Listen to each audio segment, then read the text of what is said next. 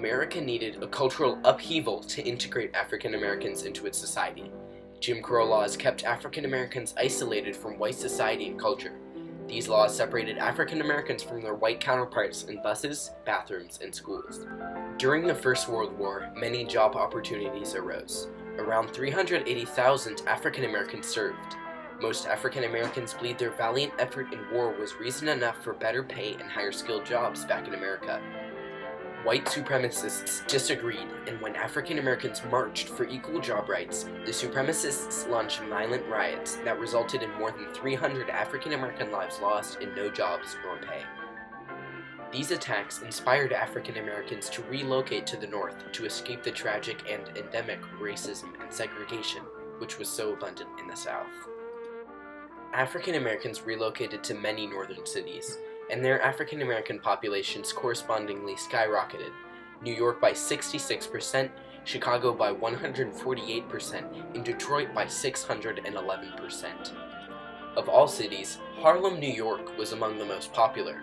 Across Harlem's 3 square miles, it drew nearly 170,000 African Americans. This was known as the Great Migration and was the crucial precedent to the Harlem Renaissance. Previous to 1920, Harlem had been an upper-class neighborhood for whites, but rapid construction left scores of empty buildings without tenants to fill them. Migrating African-American families quickly filled the vacancies as they arrived in Harlem. This intimidated some of the rich white families, and when their fight to try and keep African-Americans out of the area failed, they fled. By 1920, 300,000 African Americans had moved north, and the great triumph for African Americans began to unfold. A figure emerged from the crowd, an advocate and leader for the Great Migration, W.E.B. Du Bois. Known as a father of the Harlem Renaissance, Du Bois edited the Crisis magazine for the civil rights organization, the National Association of Advancement for Colored People, also known as the NAACP. The Crisis was a first step in the Harlem Renaissance. It helped African Americans triumph over racism and become comfortable with who they were. The goal of literature such as Du Bois was to inspire self-love and confidence in African Americans, and soon the idea caught on. African Americans in Harlem began to create new music, specifically jazz. This music grew from their ancestors' soulful spirituals, mixed with upbeat syncopation and something really special, improvisation. Small bands formed, playing new and swinging music that told stories and made people want to move and dance. Oh well, I feel so fine today.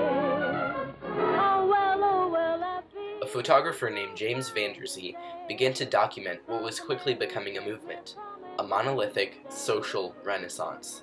His pictures spread across the nation, and soon people began to become familiar with the art that emanated in cheery cascades from Harlem. Many jazz artists performed at speakeasies. Speakeasies are clubs that secretly sold liquor while it was illegal during the alcohol prohibition. Soon whites began to frequent jazz nightclubs and speakeasies to hear jazz bands play. Improvisational music and solos assured they would hear something different every time. Harlem clubs and casinos that wouldn't admit African Americans at the door paid large sums for jazz artists to play on their stages. Jazz created a vibrant, fashionable nightlife. In clubs, dancing went well past midnight. However, some white business owners realized the whites wanted to experience African American culture, but not socialize with African Americans. And soon, white-only jazz clubs were created. Some believed it was against what the Renaissance stood for, and others believed it was a sign African Americans were triumphing over barriers. Regardless, these clubs were immensely popular.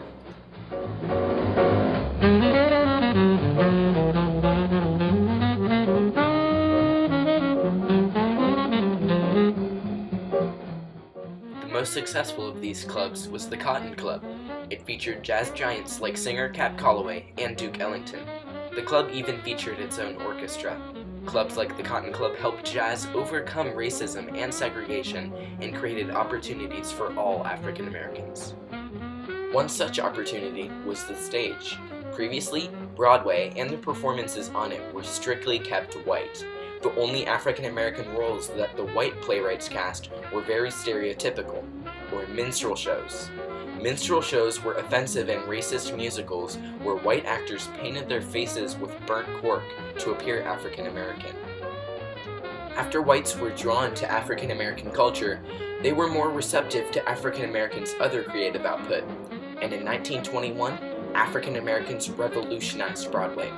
U.B. Blake and Noble Sissle's musical Shuffle Along was entirely written and produced by African Americans and became Broadway's staple. People came from all around the nation to hear U.B. Blake in his jazz-infused stage performance. Soon after, many African Americans started producing and creating plays themselves, and their plays were getting seen. Their hard work was paying off. Triumph after triumph, African Americans started to get the respect that they deserved.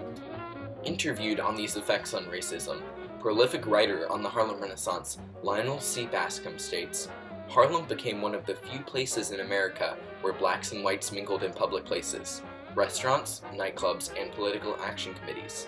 More and more, white people's acceptance of their African American equals began to grow, and the tragic, arbitrary segregationist policies began to falter." More artists started to flourish in the garden of creativity that was Harlem. Books, poetry, dance, and African-inspired artwork. No longer was Harlem restricted to jazz, it became a cultural powerhouse. Harlem was no longer a white man's city either. The influence of African Americans ran through its very veins.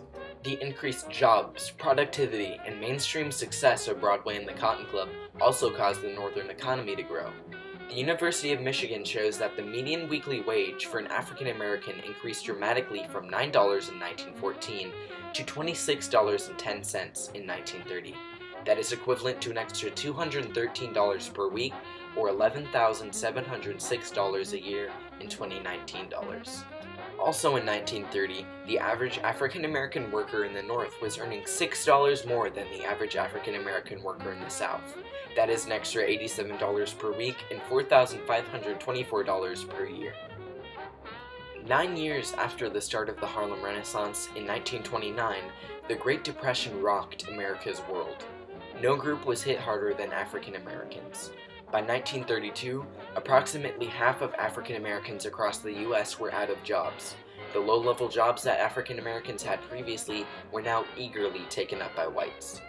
W.E.B. Du Bois' NAACP organization fought for equal job opportunities and civil rights to support African Americans during this tragedy.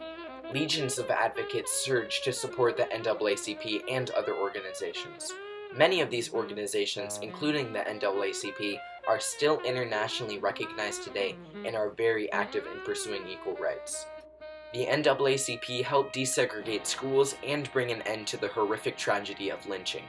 They also brought about the triumphant demise of Jim Crow laws with their support of the Civil Rights Act of 1964.